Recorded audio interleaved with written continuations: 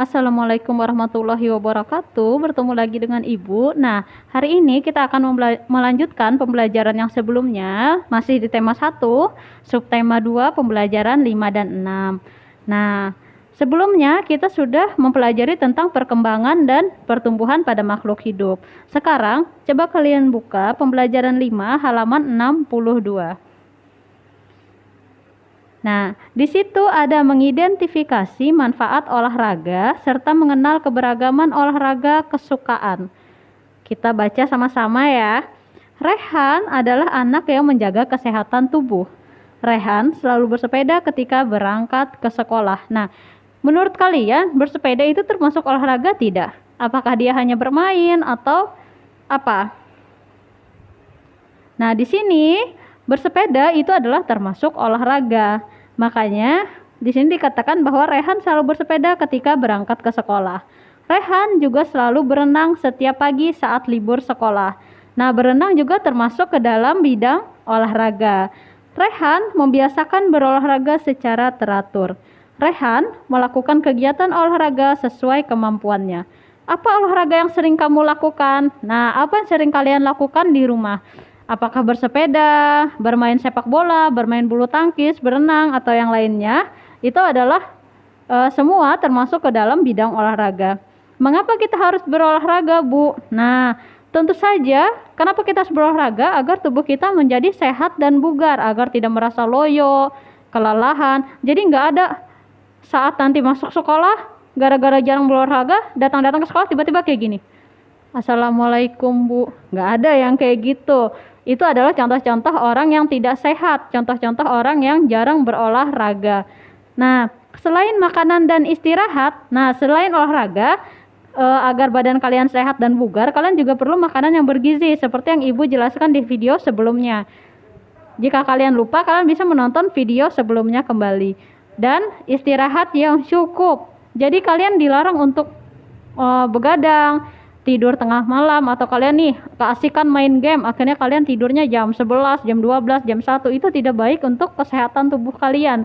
Jadi kalian harus tetap menjaga kesehatan dengan beristirahat yang cukup, rajin berolahraga, dan mengonsumsi makanan yang bergizi. Nah, olahraga harus dilakukan secara teratur dan benar. Olahraga mempunyai banyak manfaat untuk pertumbuhan dan perkembangan tubuh manusia. Di antaranya, pertama, memperlancar aliran darah sehingga menyehatkan jantung kalian. Kedua, badan menjadi sehat dan segar. Tidak ada yang loyo seperti yang tadi Ibu bilang. Ketiga, badan tidak mudah terkena penyakit. Orang yang jarang olahraga itu kebanyakan dia mudah sekali sakit.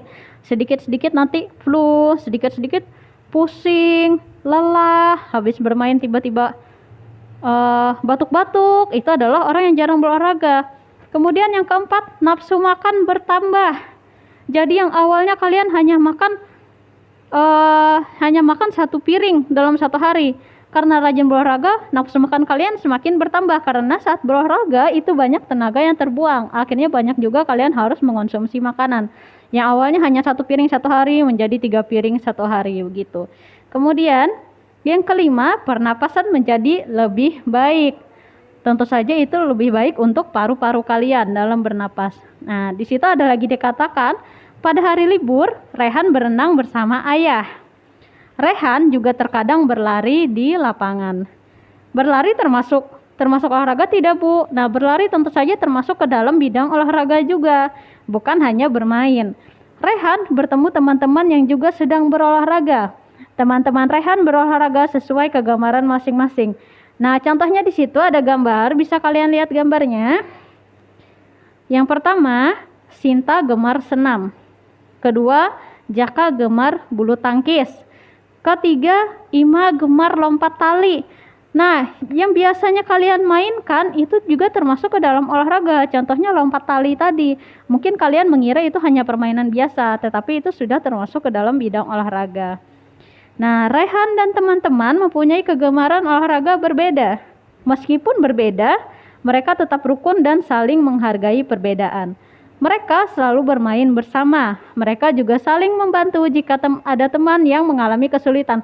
Itulah dalam pertemanan harus tetap dijaga. Misalnya temannya ada yang merasa kesulitan nih, kalian harus membantu mereka. Misalnya temannya ada yang tiba-tiba tidak membawa pensil saat belajar. Nah, kalian punya pensil 5 nih di kotak pensil. Kalian harus membantu pinjamkan 1 pensil kepada temannya agar temannya bisa belajar bersama begitu. Nah, sekarang kita buka ke halaman berikutnya, halaman 64, ke bagian B. Menyelesaikan masalah pengurangan dalam kehidupan sehari-hari. Di situ ada soal cerita. Rehan dan ayah menonton pertandingan sepak bola di stadion. Panitia menyediakan tiket 2.645 lembar. Panitia menyediakan tiket 2.645 lembar. Tiket tersebut sudah terjual 2.234. Yang awalnya 2.645 terjual sebanyak 2.234, berarti itu ditambahkan apa dikurangkan?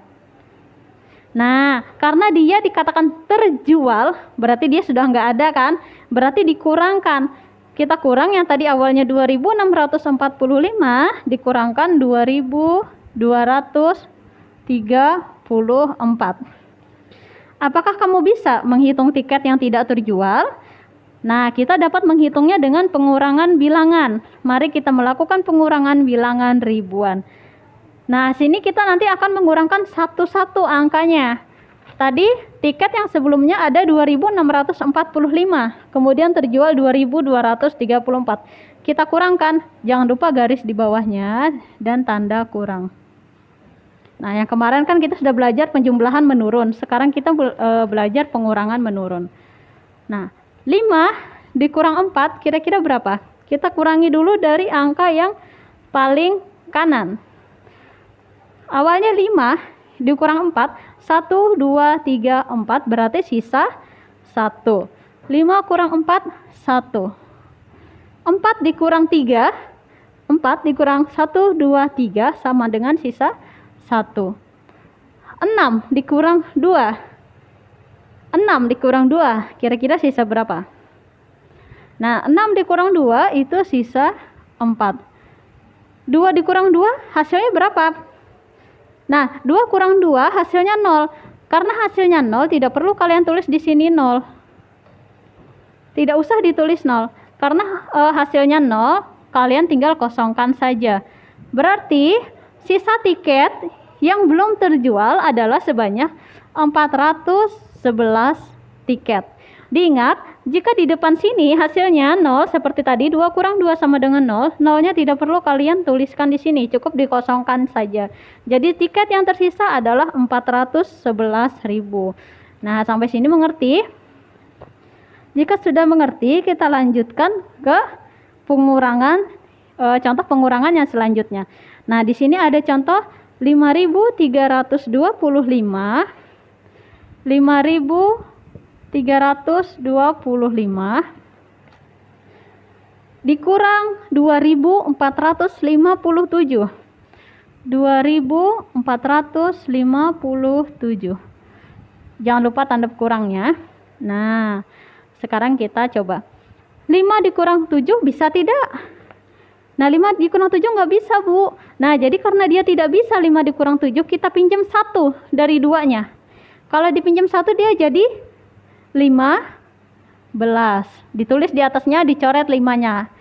Karena sudah diganti. 15 dikurang 7 berapa? Nah, 15 dikurang 7 sama dengan 8. Kita tulis 8. Nah, tadi 2-nya kan kita pinjam 1 nih. Berarti kan 2-nya sisa 1 dong. 2-nya dikurang 1, jadi sisa 1. 1 dikurang 5 bisa nggak? Nah, karena 1 kurang 5 tidak bisa, kita pakai cara yang seperti tadi. Kita pinjam lagi dari 3. Jadi 11. 11 dikurang 5 sama dengan? Ayo, berapa? Nah, 11 kurang 5 itu sama dengan 6. Kemudian, tadi ini sudah kita pinjam juga nih, 3. Kalau 3 dikurangi 1 berarti sisa 2. 2. Kita coret ya. Nah, 2 dikurang 4 tidak bisa kan? Karena tidak bisa kita pinjam lagi dari 5 seperti yang sebelumnya. Kita pinjam 1, berarti jadi 12. 12 dikurang 4 sama dengan Nah, tadi 5 sudah dipinjam sama 3, berarti sisa 4. 4 dikurang 2 berapa? 4 dikurang 2, 1, 2, berarti sisa 2. Nah, dia berarti bersisa 2.868. Jadi, kalau misalnya ada angka yang tidak bisa dikurangi di bawahnya, kalian boleh pinjam 1 ke angka sebelahnya. Kalau nanti yang ini juga nggak bisa, pinjam lagi 1 di sebelahnya. Kalau nggak bisa, pinjam lagi 1 di sebelahnya. Seperti tadi yang sudah Ibu jelaskan. Nah, sampai sini kalian mengerti? Nah, kalau sudah, kita lanjutkan ke pembelajaran 6.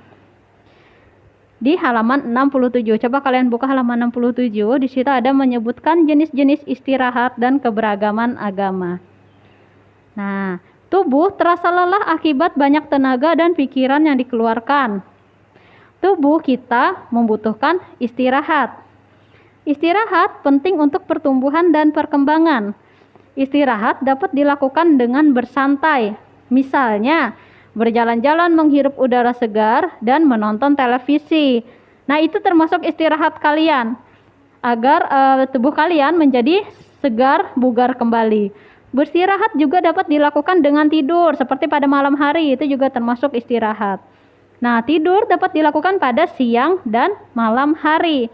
Itulah kenapa orang tua kalian biasanya siang-siang menyuruh kalian pasti tidur kan, agar kalian tidak kelelahan, agar kalian mendapatkan istirahat yang cukup. Tidur memiliki banyak manfaat. Manfaat tersebut antara lain meningkatkan daya tahan tubuh. Jika daya tahan tubuh kalian meningkat, maka kalian tidak akan mudah terserang penyakit. Tidur membuat tubuh kita menjadi segar kembali. Tidur juga akan membantu proses pertumbuhan dan perkembangan. Oleh karena itu, pertumbuhan dan perkembangan manusia berjalan dengan baik. Nah, lama tidur yang baik berapa jam sih, Bu?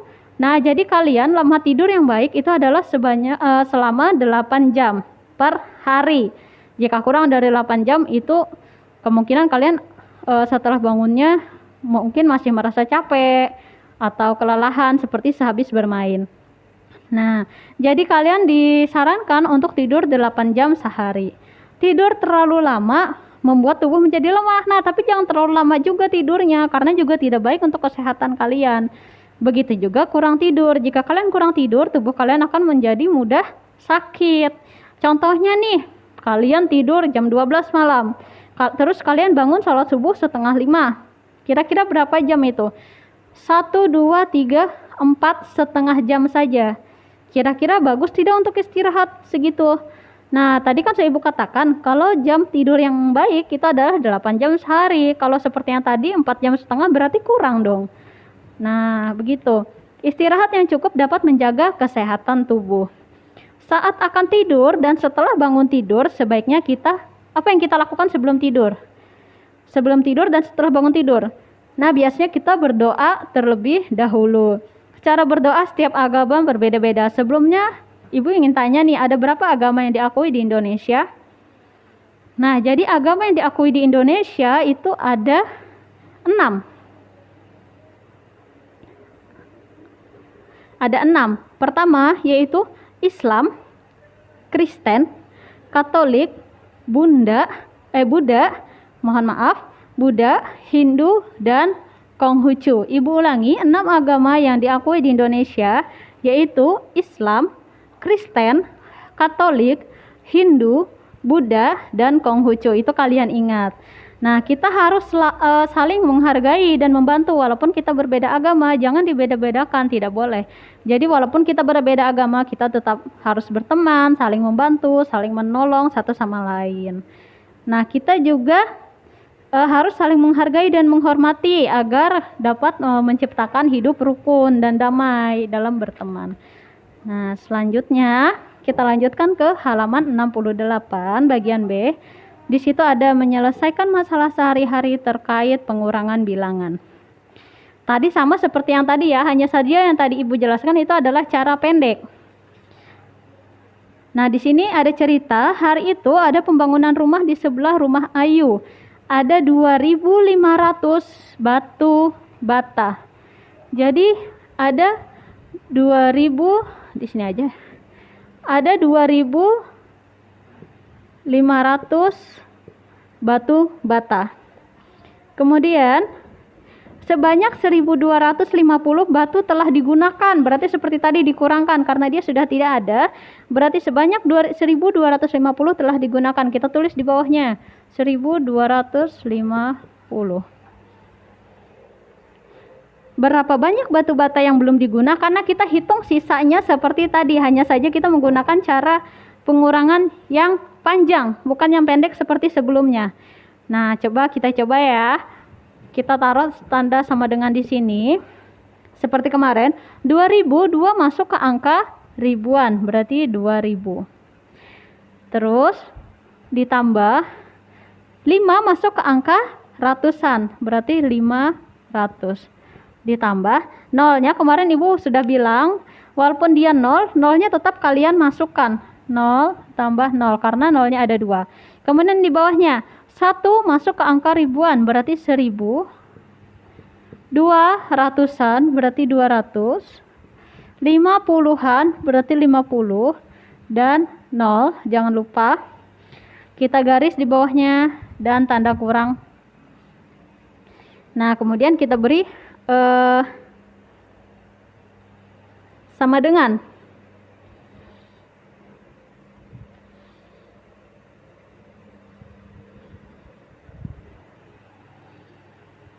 Oh, sini aja deh, di sini.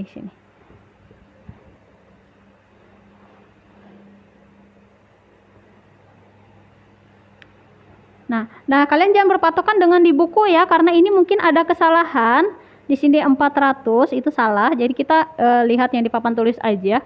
Kita hitung seperti sebelumnya. Seperti yang sudah Ibu jelaskan di video sebelumnya. Karena ini tanda kurang, berarti harus dikurangi. 2000 dikurang 1000 berapa? 2000 dikurang 1000 berarti sisa 1000. Ditambah. Tanda tambahnya tetap ya, hanya saja dia dikurangkan jumlahnya. 500 dikurang 200 berapa? Sama dengan 300. Kemudian 0 dikurang 50 tetap 50. Dan 0 dikurang 0 sama dengan 0. Sekarang kita tambahkan. 1000 ditambah 300, supaya mudah kayak kemarin ya Ibu jelaskan. Kalian tinggal menuliskan angka depannya saja. Angka depan 1000 ada 1 titik, jangan lupa kalau ribuan dia disertai titik setelah angka pertama. Kemudian angka depan 300 adalah 3. Angka depan 50 adalah 5 dan 0. Berarti sisanya 1350.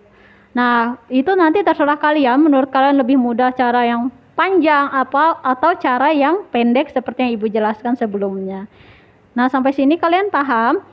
Tadi Ibu ulangi, jika angkanya tidak bisa dikurangkan, kalian boleh pinjam ke angka sebelahnya agar bisa dikurangi. Nah, di situ sedangkan di buku itu jumlahnya kan 1250. Nah, jadi kalian jangan berpatokan seperti di buku, ini ada kesalahan dalam penghitungannya. Jadi yang benar adalah 1350 sisanya. Nah, sampai sini kira-kira kalian paham tidak? Nah, kalau kalian sudah mengerti, Ibu cukupkan sampai di sini. Kita bertemu lagi di video selanjutnya. Sekian dari Ibu. Terima kasih. Wassalamualaikum warahmatullahi wabarakatuh.